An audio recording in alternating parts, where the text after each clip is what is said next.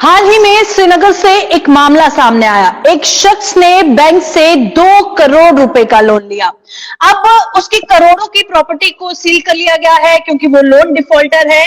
पर वहीं दूसरी ओर हाल ही में सुप्रीम कोर्ट का भी वर्डिक्ट आया था, जिसमें उन्होंने ये बताया था तमाम बैंक्स को कि आप किसी का अकाउंट यूं ही फ्रॉड क्लासिफाई नहीं कर सकते हैं, उसको आपको सुनवाई करने का वक्त देना ही है। तो लोन डिफॉल्टर्स के लिए असल में क्या रूल है, बैंक को क्या करना है, और जानेंगे। हमारे साथ श्रीनगर से लॉ एक्सपर्ट जहूर भट्ट ज्वाइन कर चुके हैं।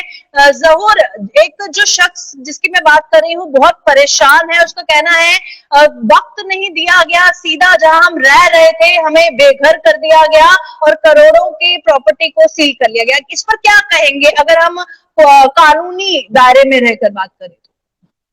देखिए, जहाँ तक लॉ के इसमें जो जब भी किसी बैंक से किसी ने लोन लिया तो जब रिकवरी की बात आती है, अगर वो डिफॉल्टर बन जाता है और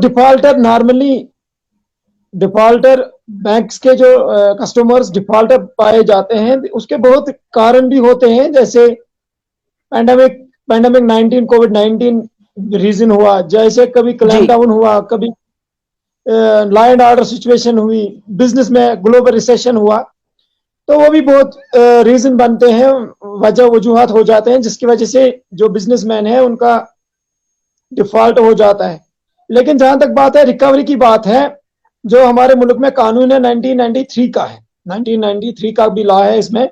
और जो SARFAESI act securitisation and reconstruction of financial assets and enforcement of security interest act, जहां तक इस एक्ट की भी बात है, जब भी आपको रिकवरी करनी है, इवन अगर मॉर्गेज पर प्रॉपर्टी है, हाउस है, वो एक सेफ्टी है।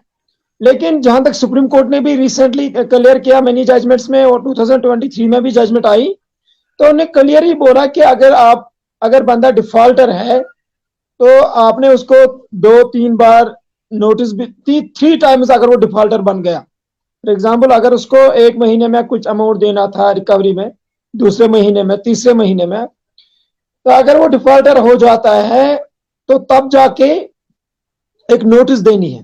पहले नोटिस देनी है 60 डेज की, फिर नोटिस देनी है मोर 30 डेज की।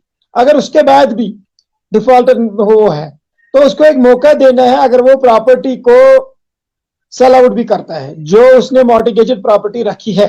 बट अगर आप प्रॉपर्टी को सीज करने आते हैं, सीज बैंक डायरेक्टली नहीं कर सकता है, बैंक के पास पावर्स नहीं है कि वो सीज करें, उसके लिए उनको मजिस्ट्रेट का ऑर्डर होना चाहिए।